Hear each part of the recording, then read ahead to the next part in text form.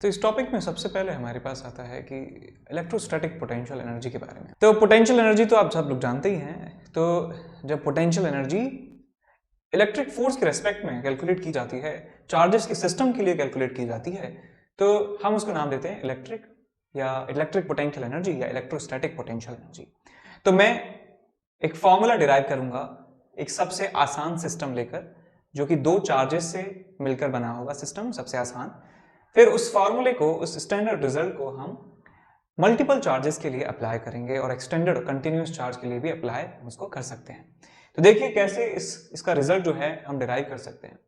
तो यहाँ पे मैंने एक चार्ज लिया, एक चार्ज है जिसका नाम हम दे देते हैं Q1 कह देते हैं इसको, राइट।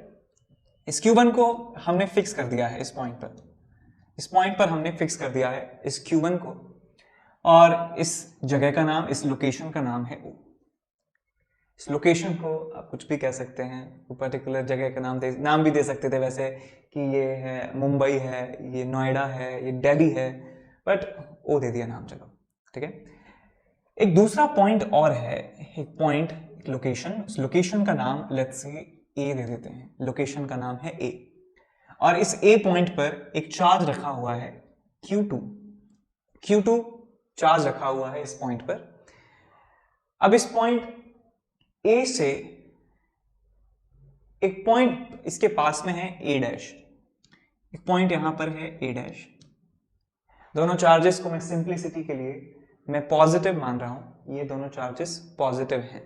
तो देखिए Q1 Q2 पर किस डायरेक्शन में फोर्स लगाएगा, पहले तो आप ये देखिए, Q1 Q2 के ऊपर किस डायरेक्शन में फोर्स लगाएगा।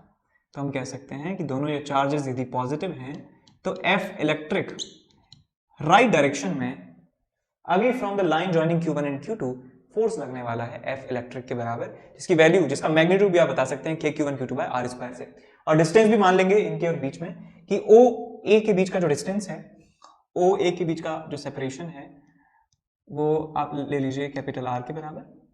कैपिटल R है सेपरेशन यहां से यहां तक का।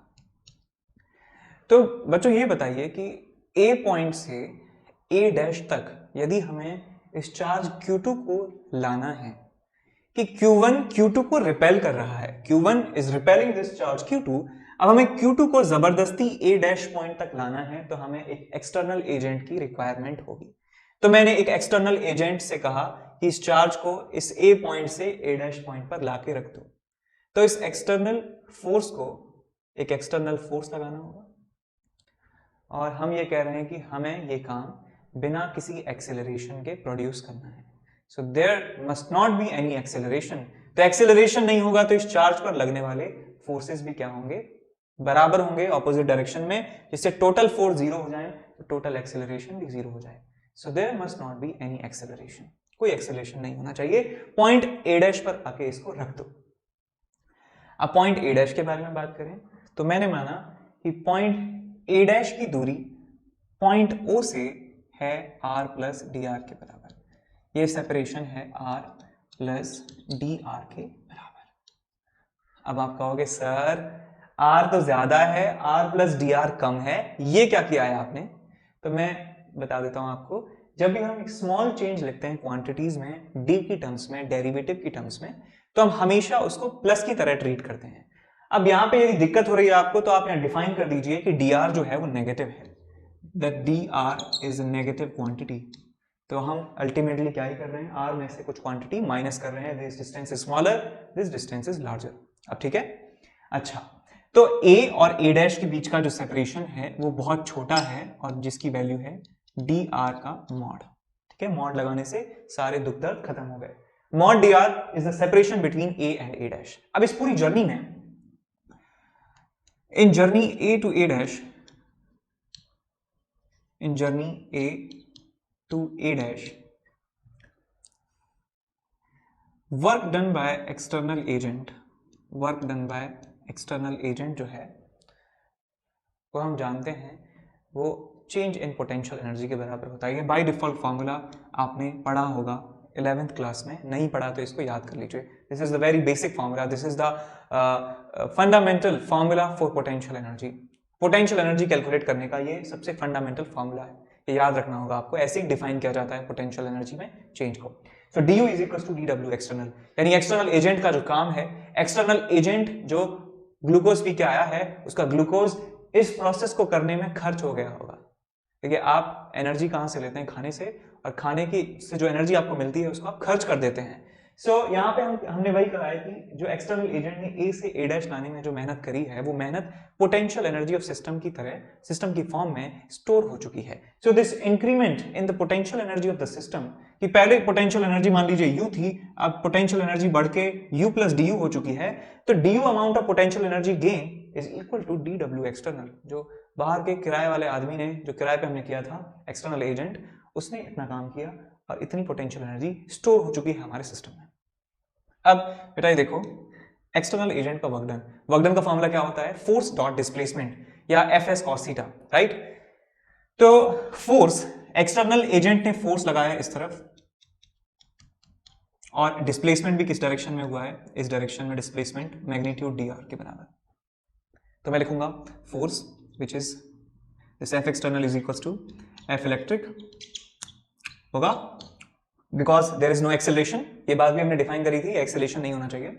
तो इनके मैग्नीट्यूड बराबर होंगे, तो मैंने लिखा यहाँ पे के Q1 Q2 divided by r square, ये हो गया force, into displacement that is mod d are, into angle between them. Angle कितना है बेटा, फोर्स और डिस्प्लेसमेंट के बीच में दो पैरेलल वेक्टर्स हैं, एंगल 0, तो यहां लिखूंगा मैं cos ऑफ 0 डिग्री। अब इसको सॉल्व करिए तो मिलेगा आपको k Q1 Q2 divided by r square into mod d r. अब मॉड को आपको ओपन करना आना चाहिए, ये मैथ्स में आपने पढ़ा होगा कि मॉड एक्स जो है उसको हम कैसे खोलते हैं, मॉड एक्स की वैल्यू एक्स के बराबर होती है if x is greater than 0 and it is equals to minus x if x is negative. पढ़ा है सबने? तो मॉड एक्स की वैल्यू एक्स के बराबर if x is greater than 0, if mod x is negative x if x is less than 0। Maths में पढ़ा होगा, नहीं पढ़ा तो आपको ये पता होगा कि मॉड के अंदर की क्वांटिटी, मॉड का जो रिजल्ट होगा, मॉड का जो आउटपुट होगा वो हमेशा पॉजिटिव आएगा। तो dr तो नेगेटिव है, तो हमें माइनस साइन और एक एक्सटर्नल लगाना होगा so that this whole quantity becomes positive, so that this whole output of the mod is positive. cos 0 क्या है, 1, या है आपके पास du, इसको कह सकते हैं कि दिस इज dw एक्सटर्नल, और ये कहां से कहां आने में वर्क है, पॉइंट ए से ए डैश आने में ये वर्क है। पॉइंट ए से ए डैश आने में एक्सटर्नल एजेंट का work is equal to small change in potential energy is equal to k Q1 Q2 by r square into minus d r. अब इसको आप और थोड़ा सा सजा के लिख लीजिए, इसको और सजा लीजिए, माइनस ऑफ के Q1 Q2 और यहाँ पे आएगा d r upon r square, this is d u and this is d डब्ल्यू external point A to A dash. अब हम क्या करेंगे, दोनों तरफ करेंगे इंटीग्रेशन। तो यहां पे इंटीग्रेशन का साइन लगाया, यहां पे इंटीग्रेशन का साइन लगाया, और यहां पे इंटीग्रेशन का साइन लगाया। सर यहां क्यों नहीं लगाया, because these quantities are constant, constant तो वैसे भी इंटीग्रेशन के बाहर आ जाता है। अब इंटीग्रेशन लगाने के बाद हमें लिमिट भी लगानी होगी, हमें लिमिट भी लगानी होगी। अब देखिए थोड़ा सा यहाँ पे ट्विस्ट है कि हमने पॉइंट ए डैश लिया था कोई रैंडम जगह पे, पॉइंट ए को भी रैंडम जगह पे लिया था, तो हमने अब माना कि पॉइंट ए जो था initial position, point A that was initial position, उसको हम मान लेते हैं कि वो इंफिनिटी पर है, एट इंफिनिटी। कोई रैंडम जगह मानी है तो हम रैंडम जगह उसको असाइन भी कर सकते हैं, यस। और पॉइंट ए डैश जो है, पॉइंट ए डैश, उस पॉइंट ए डैश को मान लेते हैं कि उस पॉइंट ए डैश जो है वो पॉइंट पी है at distance r from Q1। Sir समझ नहीं आया, देखो कि हमारे डायग्राम में ये चार्ज Q1 था और हमारे पास यहाँ पे चार्ज Q2 था, तो मैंने ये माना कि हमने इस चार्ज को Q2 को इनफाइनाइट से, हम इस चार्ज को पॉइंट P तक ले आए हैं, इस चार्ज को पॉइंट P तक ले आए हैं, और पॉइंट P का डिस्टेंस इस चार्ज से R के बराबर है, या और ये कह सकते हैं कि हमने इस system of these two charges के बीच का सेपरेशन इनफाइनाइट से आर के बराबर कर दिया है। पहले सेपरेशन इनफाइनाइट था, फ्रेम से बाहर निकल जाता हूं तो इनफाइनाइट लगेगा, तो इनफाइनाइट से हमने सेपरेशन आर के बराबर कर दिया है।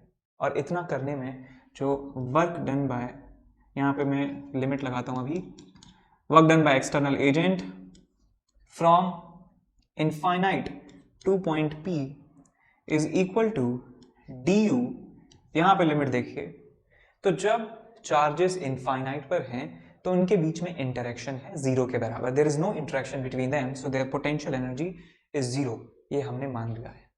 और जब वो फाइनली P पॉइंट पर आ चुका है तो उनका पोटेंशियल एनर्जी U मान लिया, इज इक्वल टू, यहां पे था माइनस के Q1 Q2 dr upon R, पहले सेपरेशन इनफाइनाइट है और बाद में सेपरेशन कितना हो गया है, R के बराबर हो गया है। अब इस इंटीग्रेशन को सॉल्व कर लेंगे, आर स्क्वायर है सॉरी, तो हो जाएगा आपके पास के Q1 Q2 dr upon r square का इंटीग्रेशन होगा -1 अपॉन आर, माइनस यहाँ पे भी है तो माइनस माइनस प्लस हो जाएगा, दैट इज 1 अपॉन आर, और यहाँ पे लिमिट लगा देंगे इनफाइनाइट से लेके आर की। तो आपको यहाँ रिजल्ट मिल जाने वाला है बेटा कि work done by external agent from infinite to point P is equal to U minus 0 is equal to K Q1 Q2 1 upon R minus 1 upon infinite is equals to K Q1 Q2 divided by R। तो आपके पास formula बनता है कि work done by external agent from infinite to P is equals to U is equals to K Q1 Q2 divided by R।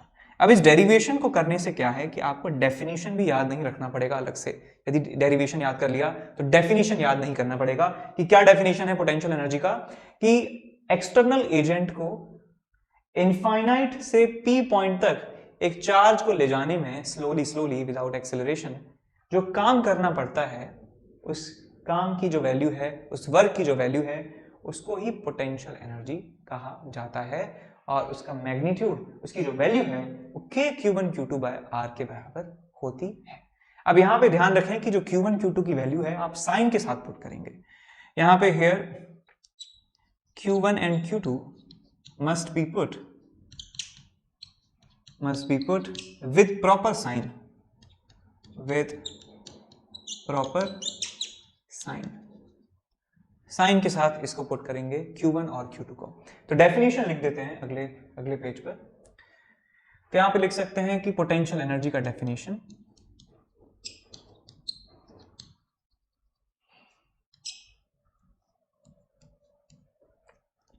Work done by external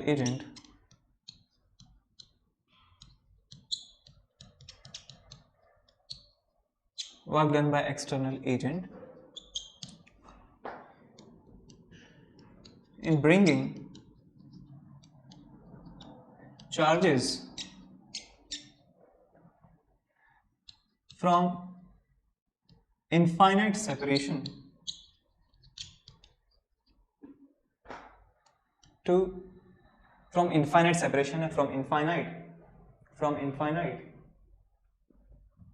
to a particular point, to a particular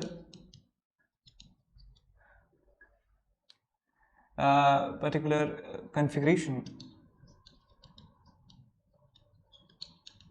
is called potential energy of system।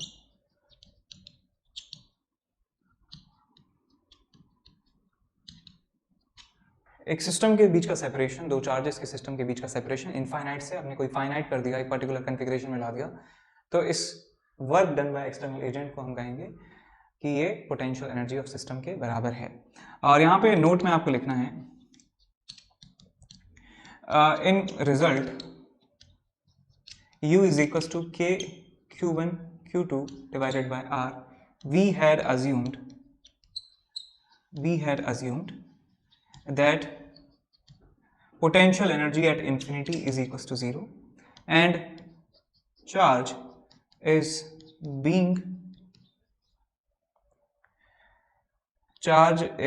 taken abroad without any acceleration,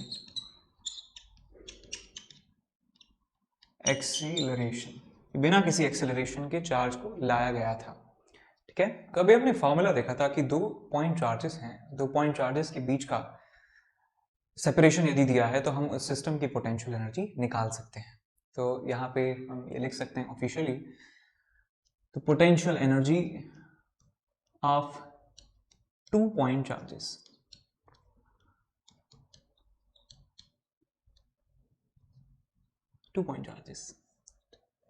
तो मान लीजिए कोई 2 point charges हैं, एक का charge है Q1, दूसरे का चार्ज है Q2, इनके बीच का सेपरेशन है R।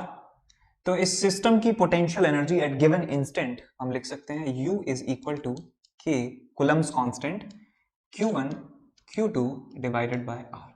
अब बेटा यहाँ पे बहुत सारे लोग गलती क्या करते हैं कि Q1 Q2 जो है उनको मैग्नीट्यूड मान लेते हैं और फिर कंफ्यूज हो जाते हैं कि क्या साइन होना चाहिए, क्या कुछ होना चाहिए। तो ध्यान रखें Q1 and Q2 are to be put with proper sign, यानी यदि पॉजिटिव चार्जेस हैं तो दोनों प्लस Q1 प्लस Q2 लिखा जाए, एक उनमें से नेगेटिव है तो उसके साथ माइनस भी लगाया जाए। दूसरी बात यह है कि R जो है, R is magnitude of distance, between them, ठीक है। ये बात समझ में आ गया आपको। नेक्स्ट इसके बाद है कि 2 पॉइंट चार्जेस की बात हो गई। अब 2 से ज्यादा यदि चार्जेस हैं, मल्टीपल चार्जेस हैं, so potential energy of system of multiple charges,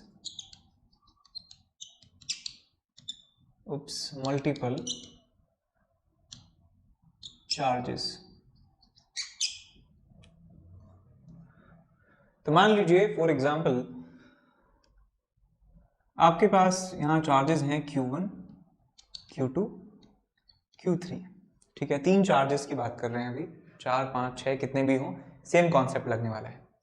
इनके बीच का सेपरेशन 1 और 2 के बीच में है R12, 2 और 3 के बीच में है R23 और 1 और 3 के बीच में है R13।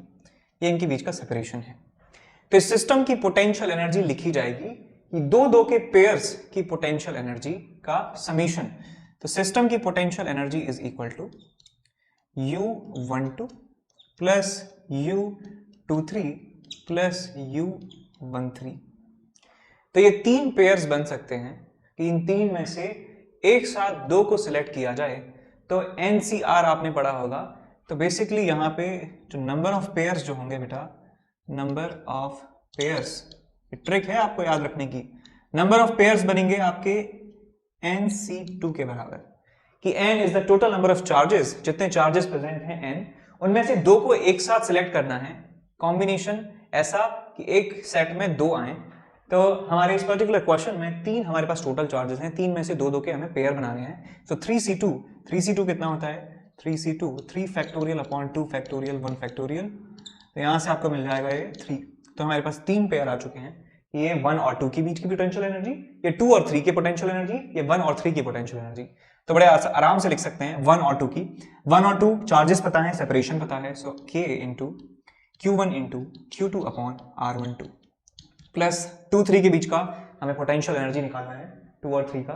So K Q1 Q2 no K Q2 Q3 divided by R23 plus K, अब हमें 1 और 3 के बीच का पोटेंशियल एनर्जी निकालना है, तो 1 का चार्ज 3 का charge divided by separation, so this K Q1 Q3 divided bye R13। ये हम पूरे सिस्टम की पोटेंशियल एनर्जी लिख सकते हैं ऐसे। तो समझ गए सब लोग कि हमें कैसे कैसे पेयर बनाने हैं, कि नहीं कि 2 के पेयर बनाने हैं, रिपीटिशन नहीं होना चाहिए। 1 2 ले लिया तो 2 1 नहीं लेना है, 2 3 ले लिया तो 3 2 नहीं लेना है, 1 3 ले लिया तो 3 1 नहीं लेना है। जिन्होंने मैथ्स पढ़ी है उनको समझ में आ गया कि हमें परमुटेशन नहीं करना है, कॉम्बिनेशन करना है, ठीक है। रिपीटिशन नहीं होना चाहिए पेयर्स का, ठीक है। फॉर्मूला ये है NC2, मैथ्स वालों को पता होगा और मैथ्स वालों को पता होगा, ठीक है। आगे चलते हैं। तो अब एक टाइप के और क्वेश्चंस हमसे पूछे जाते हैं कि work done by external agent के क्वेश्चंस और work done by electric force से रिलेटेड क्वेश्चंस भी पूछे गए हैं काफी बार, तो वो भी आप याद रखें कि work done by external agent जो होता है वो minus of work done by electric force के बराबर होता है। फोर्स, इलेक्ट्रिक फोर्स के नेगेटिव वर्क डन के बराबर, और ये होता है आपका change in potential energy, change in potential energy के बराबर।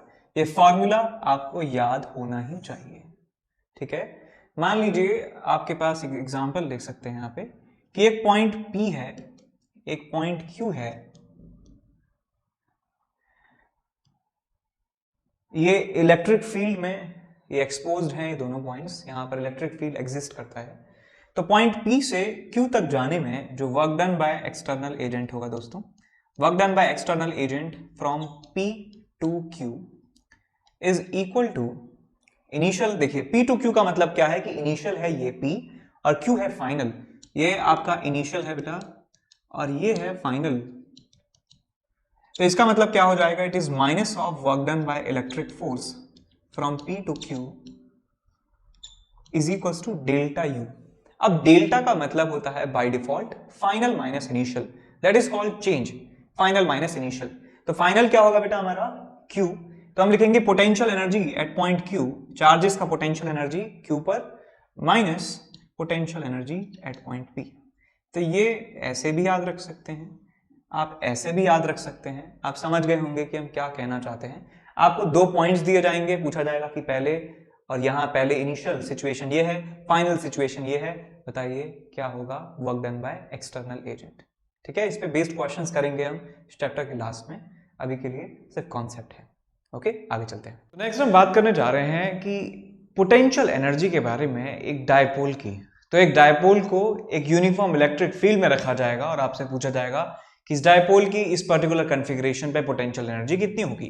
फिर हम क्या करेंगे कि इस डायपोल को रोटेट करेंगे, इसका कॉन्फ़िगरेशन उस इलेक्ट्रिक फील्ड में चेंज करेंगे और पूछेंगे आपसे कि पोटेंशियल एनर्जी में चेंज कितना हुआ है। तो मान लीजिए आपके पास एक यूनिफॉर्म इलेक्ट्रिक फील्ड है, यूनिफॉर्म इलेक्ट्रिक फील्ड है, और यूनिफॉर्म इलेक्ट्रिक फील्ड को दिखाने का जो तरीका होता है कि वो parallel straight lines, equidistant line आप बना दीजिए। तो ये सारी जो लाइन में बना रहा हूँ स्ट्रेट पैरेलल लाइंस, इनके बीच का सेपरेशन समान है, तो ये शो करती हैं एक यूनिफॉर्म इलेक्ट्रिक फील्ड को। तो मैंने मान लिया कि यूनिफॉर्म इलेक्ट्रिक फील्ड की जो वैल्यू है वो E की बराबर है। E is the magnitude of uniform electric field.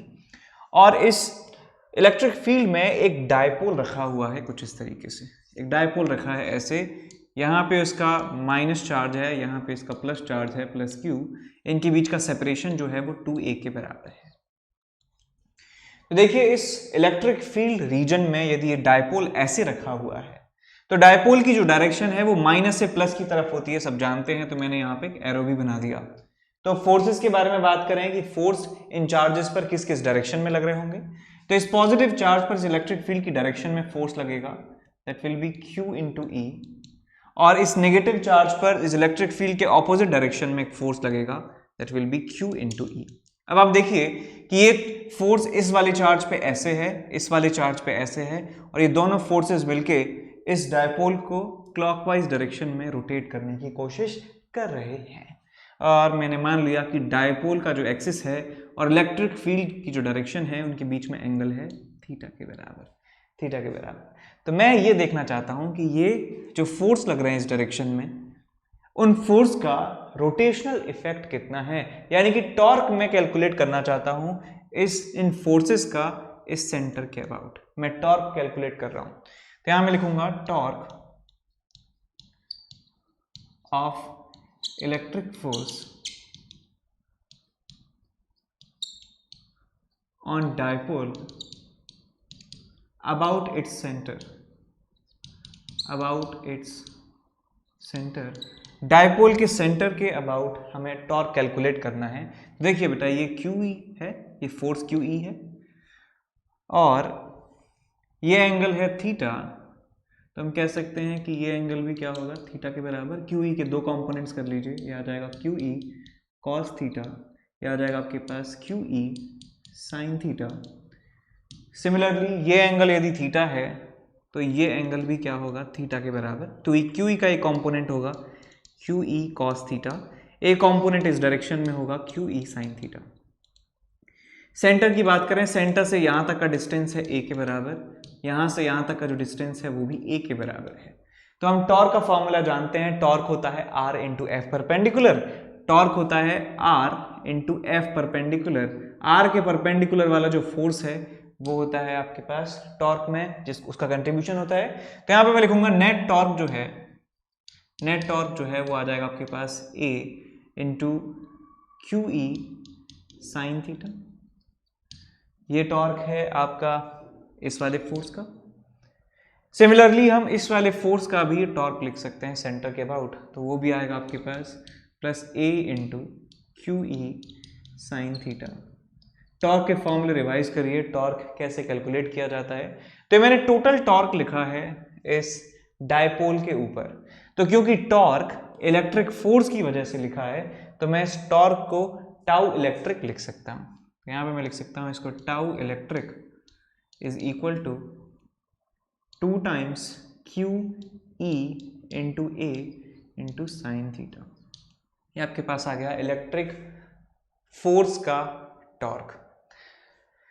अब मैं क्या चाहता हूं कि मैं इस डायपोल को थोड़ा सा डिस्प्लेस करना चाहता हूं, तो मैंने इस डायपोल को थोड़ा सा डिस्प्लेस कर दिया डी थीटा एंगल से। मैंने इस डायपोल को थोड़ा सा डिस्प्लेस किया है इस डायरेक्शन में एंगल डी थीटा से। तो जैसे ही इस डायपोल को डिस्प्लेस करेंगे तो हमें एक एक्सटर्नल वर्क करना होगा। क्यों करना होगा सर?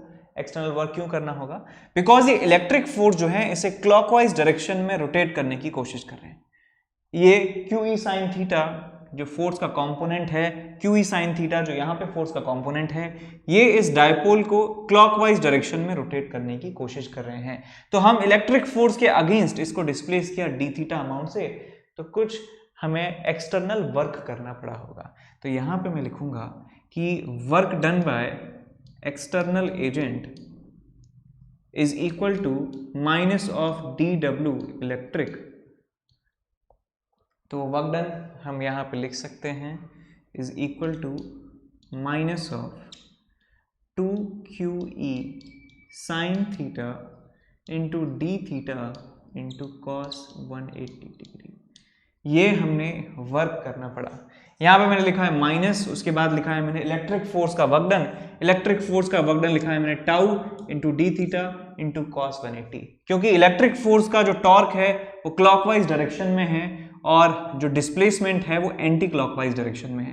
देखिए बेटा डी थीटा जो है वो एंटी क्लॉकवाइज डायरेक्शन में है, उप्स, डी थीटा एंटी क्लॉकवाइज, और जो टॉर्क है टाउ इलेक्ट्रिक वो क्लॉकवाइज डायरेक्शन में है। दोनों के बीच का एंगल है 180, तो मैंने यहाँ पे लिख दिया 180 डिग्री। तो यहाँ से आप इसको सॉल्व कर लेंगे तो आपको मिलेगा डी डब्ल्यू एक्सटर्नल, ये किसके बराबर होता है? Small change in potential energy is equal to minus, यहाँ पे है cos 180 माइनस भी होता है, तो बन जाएगा आपके पास 2 क्यू ई साइन थीटा डी थीटा।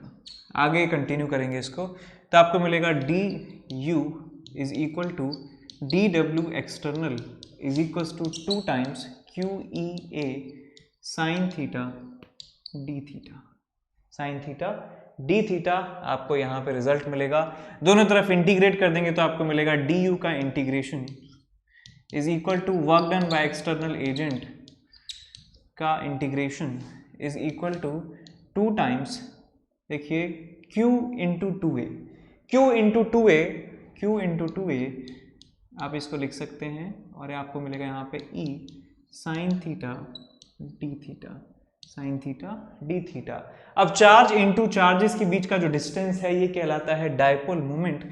तो आप इस एक्सप्रेशन को लिख सकते हैं P E sine theta d theta का इंटीग्रेशन। अब बात आती है यहाँ पे लिमिट की। तो मैंने लिमिट रखा कि पहले एंगल मान लीजिए थीटा इनिशियल था, तो उस समय पोटेंशियल एनर्जी जो थी यू आई के बराबर थी, और बाद में जब एंगल की वैल्यू थीटा फाइनल हो चुकी है तो पोटेंशियल एनर्जी की वैल्यू यू फाइनल हो चुकी है। तो आपके पास रिजल्ट मिलेगा work done by external agent in changing the angle from theta I to theta F, theta I से थीटा एफ एंगल चेंज करने में जो work done by external agent है is equal to U final minus U initial is equal to. अब इस integration को solve करना है। तो बेटा जो p इंटू ई है ये तो क्या है, कांस्टेंट है। कांस्टेंट को इंटीग्रेशन के बाहर रखेंगे। अब आपके पास अंदर है साइन थीटा डी थीटा का इंटीग्रल।